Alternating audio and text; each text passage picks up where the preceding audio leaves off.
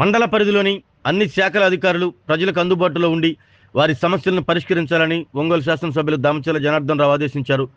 ఒంగోలు మండల పరిషత్ కార్యాలయంలో జరిగిన మండల పరిషత్ సర్వసభ్య సమావేశంలో ఎమ్మెల్యే పాల్గొని మాట్లాడారు. ముందుగా శాఖల వారీగా వారి ప్రగతి నివేదికను అడిగి తెలుసుకున్నారు. గత సమావేశంలో ప్రస్తావించిన అంశాలు ఏ మేరకు పరిష్కారం అయ్యాయో శాఖల వారీగా అడిగి తెలుసుకున్నారు.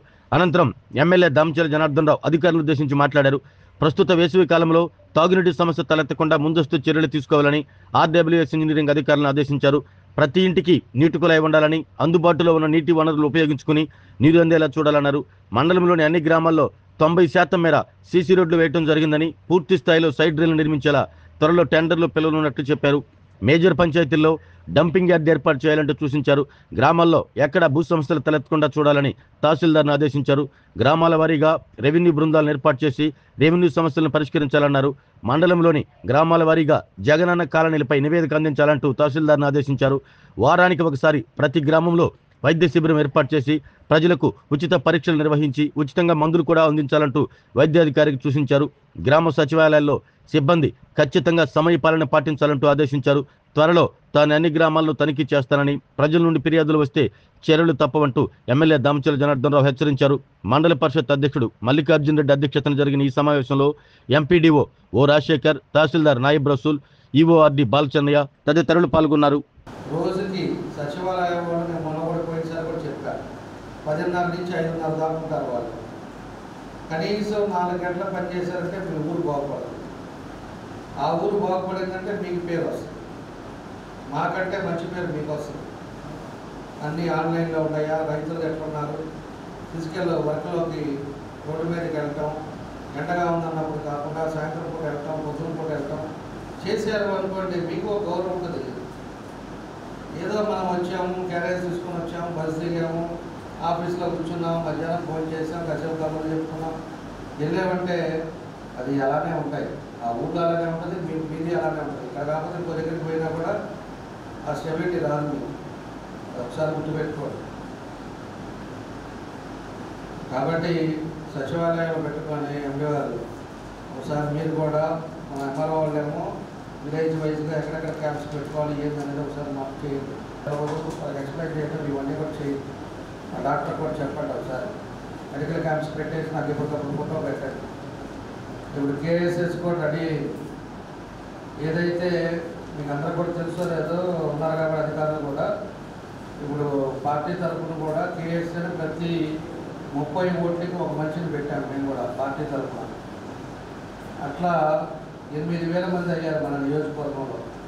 అంటే ఒక ఎలక్షన్ పేజీలో ఇటు 30 ఓట్లు ఉంటాయి. 2 మనుషులను పెడుతున్నాం. ఆ 30 మందిని కూడా పెట్టేసాము ఆల్రెడీ. దాన్ని విలేజ్ వైజ్గా, టౌన్లో కూడా డివిజన్ వైజ్గా మొత్తం గ్రూప్ ఫామ్ చేయమన్నా. పోయినసారి కూడా చెప్పాను మీకు ఎంతమంది చేశారో సెక్రటరీ. మీ విలేజ్లో ఉండే వాళ్ళందరినీ కూడా గ్రూప్ ఫామ్ చేయమని చేశారా? ఏది నాకు నా పేరు నన్ను యాడ్ చేయలేకపోతే మీరు చూస్తున్నారా?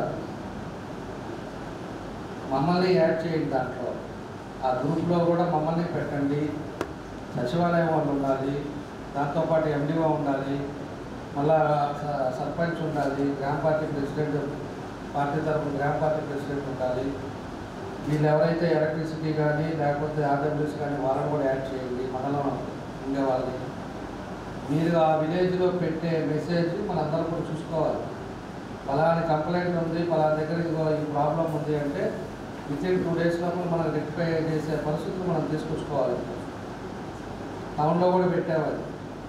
ఏదైతే కంప్లైంట్ పెట్టాడో కమిషనరు, ఎంఈ, అక్కడ ఉండే డిఈ మొత్తం కూడా దాంట్లో ఉంటారు. మేము కూడా ఉంటాం, మన పిఏలు కూడా అంటారు. ఆ గ్రామంలో ఉండే ముఖ్య నాయకులు ఉంటారు, ఆ క్లస్టర్ కానీ మండల పార్టీ ప్రెసిడెంట్ గారు. ఇదంతా ఒక మానిటరింగ్గా చేసుకుంటా పోతుంటే సమస్యలు తగ్గుతాయి అనేది నా ఉద్దేశం. ఆరోగ్యమే మహాభాగ్యం అంటారు, కానీ ఆరోగ్యాన్ని నమ్మకంగా కాపాడే స్థానం ఎక్కడ? ఇది ఒంగోలులో మీకు దగ్గరగా మన Venkataramana nursing home private limited. Caring your life 54 ఏళ్ల విశ్వాసంతో ఇది ఒక హాస్పిటల్ కాదు, ఇది ఒక విశ్వాసం. 3 తరాలుగా వేలాది కుటుంబాలను ఆరోగ్యంగా నిలిపిన ఆదరణ.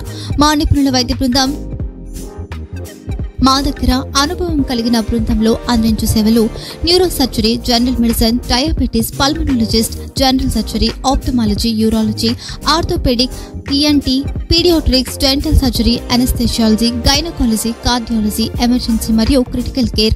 ఒంగోలులో ఆరోగ్యానికి ఒక కొత్త శకం ప్రారంభమవుతుంది. వెంకటరమణ ఐ హాస్పిటల్ ప్రారంభించబడింది.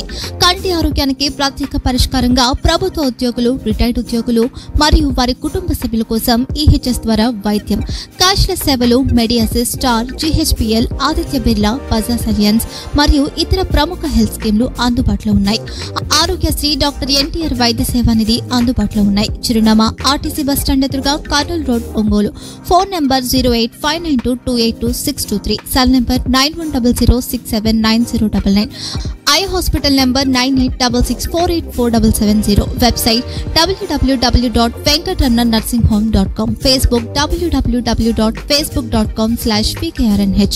వెంకటరమణ నర్సింగ్ హోమ్, 3 తరాల విశ్వాసం, నూతనతతో కూడిన సేవ. మేము కేవలం చికిత్స చేయము, మేము శ్రద్ధ వహిస్తాం, పరిరక్షిస్తాం. సేవ చేయడం మాకు ధ్యేయం.